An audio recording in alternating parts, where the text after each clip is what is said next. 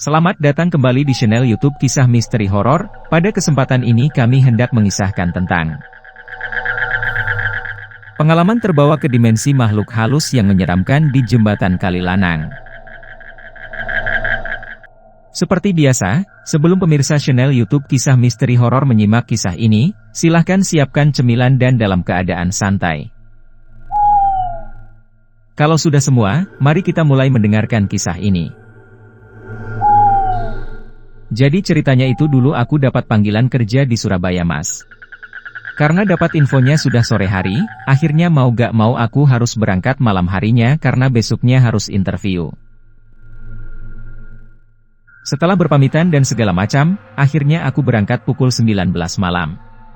Malam itu orang tuaku sebenarnya udah ngerasa gak enak dan udah ngelarang aku agar tidak berangkat malam hari.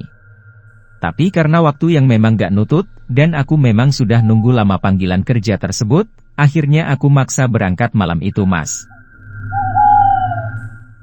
Lah, di tengah-tengah perjalanan, aku mampir di warung makan, karena perutku yang keroncongan.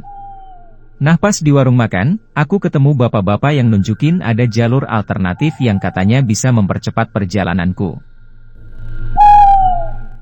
Para pecinta dan para subscriber YouTube Kisah Misteri Horor. Setelah ngobrol panjang kesana kemari sama bapak-bapak di warung itu, aku akhirnya milih lewat jalan alternatif tersebut meskipun katanya jalannya gelap dan sepi. Ya bodoh sih, tapi yang ada di pikiranku saat itu gimana caranya biar cepat sampai agar aku bisa cepat istirahat. Ya akhirnya aku pun lewat jalan itu, Mas. Dan ternyata, para pecinta dan para subscriber YouTube Kisah Misteri Horor. Jalanan itu memang benar-benar sepi banget, lampu jalannya banyak yang mati, kondisi jalanan rusak dan banyak yang bolong-bolong. Tapi karena aku sudah gak mikir apa-apa lagi, aku pun ngelos, Mas.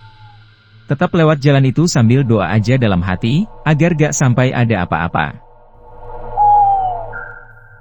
Taunya, belum lama aku jalan, tiba-tiba motorku jatuh ke dalam lubang jalanan. Pelek motorku langsung bengkok dan ban motorku juga pecah. Karena waktu itu udah tengah malam, akhirnya mau gak mau aku doronglah Mas sampai ada bantuan. Malam itu, motorku tetap kunyalakan tapi sambil kudorong, biar lampu motor bisa nerangin jalan. Tapi sayangnya, aku udah jalan lama banget, aku gak nemu-nemu bantuan, malah sampai di jalanan yang makin lama makin sepi aja. Jalanan itu turunan terus tikungan, Mas, gak ada rumah sama sekali, cuma ada pohon-pohon besar dan batu-batu besar. Ya namanya udah terlanjur jalan, Mas, mau balik udah jauh banget, mau gak mau akhirnya aku beraniin jalan terus tuh, Mas, sambil gemetar. Lah, pas nyampe di tikungan jalan gitu, aku ketemu ibu-ibu yang seperti gendong anak kecil di punggungnya. Ibu-ibu itu jalan ke arahku sambil nunduk. Aku sempat lihat kok postur ibu-ibu itu lebih pendek dan kayaknya udah tua. Ya meski jalanan gelap, aku masih bisa lihat, Mas, kan lampu motorku yang memang kunyalakan terus. Nah pas udah deket dan papasan, aku senyumlah, kupikir beliau itu warga sekitar. Tapi ibu-ibu itu tetap diam sambil terus jalan gitu aja. Matanya melek terus, gak kedap-kedip sambil terus mandang ke depan. Aku inget kok, Mas, malahan aku juga sempat lihat anak kecil yang digendong itu. Anak kecilnya sekitar umur 3-4 tahunan, rambutnya keriting cuma bibirnya hitam. Karena aku gak digubris, ya udah aku jalan terus tuh, sambil sesekali noleh ke belakang liatin ibu-ibu tadi, jalan terus gak berhenti-berhenti. Tapi karena di belakang gelap banget, akhirnya aku udah gak lihat lagi deh kemana arahnya tuh ibu-ibu. Dan setelah itu, aku jalan teruskan, Mas. Pas nyampai di tikungan terakhir, aku sampai di kayak jembatan gitu. Nah pas di jembatan itulah para pecinta dan para subscriber YouTube Kisah Misteri Horor. Awalnya aku nyium bau bunga melati, tapi setelah kucium lagi, baunya lama-lama jadi gak enak banget seperti bau bangkai. Nah pas di jembatan itu, aku juga berhenti sebentar, Mas, karena kakiku cape dan motor yang kudorong juga agak macet-macet gitu. Maklum motor tua. Pas berhenti sambil benerin tas, tiba-tiba aku lihat di bagian seberang jembatan ada seperti bapak-bapak yang sedang duduk sambil ngerokok. Sepertinya bapak-bapak itu sudah lama duduk di situ, akunya aja yang gak nyadar. Nah pas tahu ada bapak-bapak, ya ku hampirilah mas, orang deket banget, jembatannya itu juga kecil soalnya. Pas ku sapa, awalnya beliau gak gubris sama sekali, tapi setelah ku sapa terus-terusan, akhirnya bapak-bapak tersebut noleh ke arahku sambil senyum. Pas noleh, aku kaget setengah mati mas. Separuh wajah bapak-bapak tersebut ternyata hancur banget. Matanya satu sobek ke bawah, pipinya ngelupas. Serem banget deh pokoknya, sampai sekarang aku masih ingat betul itu aja. Seremnya bukan main, kukira kayak gitu hanya ada di TV mas, ternyata ada beneran. Dan singkat cerita, akhirnya malam itu aku larilah sambil teriak-teriak. Aku lari sekuat tenaga tanpa mikir motorku gimana. Malam itu, motorku langsung kutinggal lari gitu aja mas, yang penting aku bisa segera pergi dari tempat itu, pikirku. Para pecinta dan para subscriber YouTube kisah misteri horor. Nah pas lari pun rasanya juga aneh, aku udah lari kenceng banget, rasanya gak sampai-sampai gitu, kakiku berat banget dan pundakku kayak lagi gendong orang. Berat banget wesi pokoknya. Anehnya, setelah aku lari ngikutin jalan, tiba-tiba aku malah nyampai di kuburan mas, dan jalan utama itu udah gak ada lagi. Jalanan utama itu benar-benar tiba-tiba menghilang. Aneh banget wes pokoknya, kayak mimpi. Nah, setelah tahu itu kuburan, badanku langsung lemes mas. Aku nangis ketakutan sambil teriak-teriak minta tolong. Ya karena teriakanku gak ada yang respon, aku akhirnya terus lanjut jalan ngikuti jalanan itu sambil gak berani lagi noleh kanan kiri. Tapi yang lebih aneh lagi, setelah kuikuti jalanan tanah itu, tiba-tiba aku nyampai lagi di jembatan tempat aku ketemu bapak-bapak berwajah hancur tadi. Untungnya, waktu itu bapak-bapak tersebut udah gak ada, cuma motorku aja yang ada sambil mesinnya yang masih terus menyala. Di situ aku udah kebingungan banget wis mas, perasaanku udah gak karu-karuan dengan badan udah gemetar ketakutan. Mulutku juga udah komat-kamit baca doa sebisanya. Tapi rasanya, semuanya kayak udah gak ada gunanya. Nah akhirnya, pas aku balik lagi di jembatan itu, aku bawalah itu motorku sambil jalan pelan-pelan. Malahan, aku juga sempet kok naikin motorku meski pelnya bengkok dan bannya pecah, tapi karena sulit banget dikemudikan, ya udah aku turun lagi mas. Balik lagi ku dorong. Lah pas udah jalan agak lama, aku lagi-lagi nyampai di kuburan mas, dan karena aku gak berhenti jalan, akhirnya aku nyampai lagi di jembatan yang tadi. Waduh, intinya malam itu aku benar-benar muter-muter di situ sampai 5 kalian. Nah, para pecinta dan para subscriber YouTube kisah misteri horor, karena aku udah putus asa. Akhirnya aku berhenti gak jauh dari jembatan itu. Aku duduk di samping motor, sambil nangis ketakutan.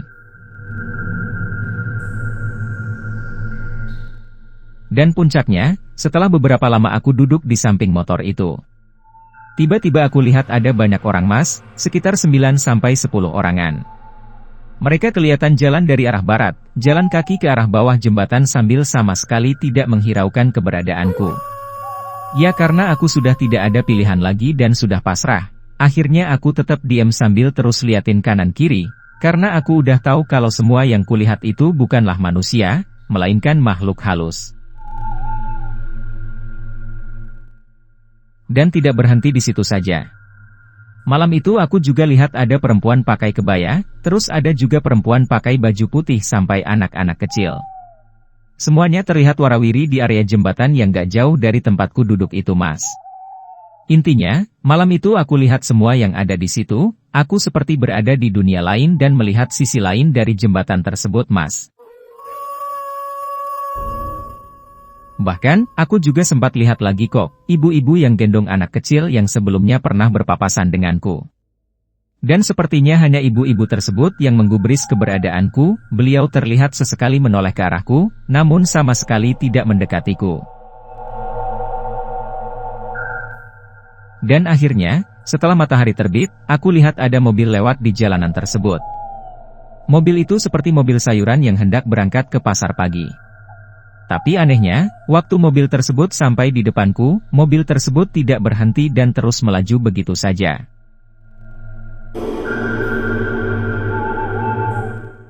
Benar-benar seolah-olah aku tidak ada di situ Wismas.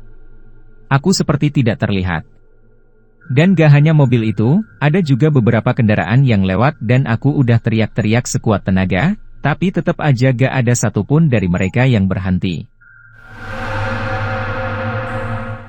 Pagi itu aku benar-benar semakin susah Mas. Aku nangis lagi sambil terus berteriak minta tolong. Namun karena semuanya seperti sudah tidak ada gunanya, akhirnya aku pun diam sambil berdoa dan minta ampun kepada Tuhan. Intinya, pagi itu aku benar-benar pasrah dan sudah tidak tahu lagi harus bagaimana. Akhirnya, setelah agak siangan, tiba-tiba aku dihampiri oleh bapak-bapak yang sepertinya hendak pergi ke sawah. Bapak-bapak tersebut memakai kaos polos, topi bulat petani, sambil bawa cangkul di pundaknya. Sampai sekarang aku juga masih ingat kok wajah bapak-bapak tersebut, beliau berjenggot dan berkumis, badannya kurus dan tubuhnya putih. Beliau mengulurkan tangan ke arahku sambil berkata, "Ayo pindah nak, jangan di sini. Ngapain ini kok bisa-bisanya sampai sini? Ayo, ayo, mumpung masih pagi," kurang lebih seingatku gitu sih ucapnya. Nah karena aku udah gak ada pilihan lagi, akhirnya aku nurutlah sama bapak-bapak tersebut. Aku diajak jalan sambil suruh terus baca istighfar berulang-ulang. Dan setelah beberapa lama berjalan, alhamdulillah, akhirnya aku sampai di pemukiman warga. Perasaanku lega banget, seneng, bahagia, terharu, sedih, bingung, linglung semuanya campur aduk jadi satu Wismas. Dan setelah aku sudah sedikit tenang, akhirnya aku menceritakan semuanya kepada bapak-bapak tersebut Mas. Bagaimana awalnya dan bagaimana ceritanya aku bisa sampai di tempat tersebut. Semuanya kujelaskan secara rinci dengan tidak ada satupun yang aku tutup-tutupi. Taunya, menurut bapak-bapak tersebut, aku semalam telah masuk ke dalam dunia lain. Benar. Jembatan itu ternyata bukan jembatan biasa, melainkan sebuah jembatan yang dikeramatkan. Menurut pengakuan warga sekitar sering sekali melihat ada penampakan di sekitar jembatan tersebut. Bahkan, tidak jarang pula sopir-sopir yang melalui jalanan tersebut, pernah diberhentikan oleh sosok perempuan yang bilangnya mau numpang, pas naik, tahu-tahu udah menghilang. Dan gak berhenti di situ saja. Di jembatan itu juga dipercaya ada sebuah gerbang gaib yang terhubung langsung dengan pantai selatan. Para pecinta dan para subscriber YouTube kisah misteri horor. Hal itu dibenarkan oleh semua ahli spiritual lokal dan keterangan dari saksi-saksi yang mengaku pernah melihat dan memasuki gerbang gaib yang konon katanya berbentuk gapura tersebut. Dan yang paling membuat aku terkejut adalah, tepat di bawah jembatan tersebut, ternyata ada sebuah batu yang berbentuk mayat. Warga sekitar menyebutnya dengan sebutan watu mayit atau batu mayat. Hal itu bukan tanpa alasan, selain konon katanya di jembatan tersebut memang digunakan sebagai tempat pembuangan mayat. Sejarah jembatan tersebut juga sangat erat kaitannya dengan hal-hal mistis yang berhubungan dengan budaya, tradisi, pengorbanan dan segala macam. Hal itulah yang akhirnya membuat kawasan jembatan tersebut dikenal oleh masyarakat Kabupaten Malang dengan sebutan Jembatan Kalilanang, yang khas dengan watu mayitnya, batu mayat. Bahkan, meskipun kini sudah ada jembatan baru yang dibangun sebagai jalan utama, jembatan lama pun tetap berfungsi meskipun sudah jarang sekali ada pengendara yang melaluinya. Hingga saat ini, jembatan lama ini semakin lama semakin sepi saja. Selain sudah sangat jarang dilalui, di daerah ini ketika malam tiba, nuansa mistisnya benar-benar sangat terasa. Dan tidak jarang pula di jembatan lama ini kerap dijadikan sebagai tempat untuk melakukan acara selamatan dan sebagainya, karena masyarakat sekitar pun percaya, jika jembatan ini lebih dari sebuah jembatan biasa. Dan setelah puas mendengarkan penuturan bapak-bapak penolongku tersebut, akhirnya aku pun kembali ke rumahku dan memutuskan untuk tidak melanjutkan perjalananku ke Surabaya. Terlepas dari itu semua, aku benar-benar sangat bersyukur karena Tuhan masih memberikanku keselamatan. Andai saja pagi itu aku tidak bertemu dengan bapak-bapak penolongku tersebut, mungkin saja saat ini aku tidak bisa membagikan cerita ini kepada kalian. Para pecinta dan para subscriber YouTube Kisah Misteri Horor, kami sengaja menelusuri tempat di mana kejadian ini terjadi demi memastikan kebenaran isi ceritanya. Sesampainya kami di tempat tersebut, kami sempat terkejut dan seolah-olah tidak percaya jika semuanya memang benar adanya. Sebuah jembatan lama dengan pohon-pohon besar di sekitarnya, membuat kami saat itu seketika ingat dengan apa yang diceritakan oleh narasumber. Dan tidak berhenti di situ saja. Yang paling membuat kami terkejut adalah tepat di bawah jembatan tersebut, ada sebuah batu besar yang jika dilihat dengan teliti, batu tersebut memang benar-benar berbentuk seperti mayat. Subhanallah. Hal itulah yang akhirnya membuat kami yakin jika cerita ini benar adanya dan kami pun setuju jika cerita ini dibagikan kepada kalian. Semoga dengan adanya cerita ini, bisa membuat kita semakin mendekatkan diri lagi kepada Sang Maha Kuasa dan bisa membuat kita lebih berhati-hati lagi dalam menjalani hidup. Nah, para pecinta dan para subscriber YouTube Kisah Misteri Horor, itulah kisah misteri dari kami. Bagaimana tanggapan Anda mengenai kisah ini? Silahkan tuangkan dalam kolom komentar. Para pecinta dan para subscriber YouTube Kisah Misteri Horor, tentu penasaran dengan kelanjutan kisah-kisah kami yang lain bukan? Silahkan ikuti kisah-kisah kami yang lain selanjutnya esok hari di waktu dan jam yang sama, dengan cara klik subscribe dan juga loncengnya, agar Anda selalu mendapatkan notifikasi jika channel YouTube ini mengupload video kisah terbaru.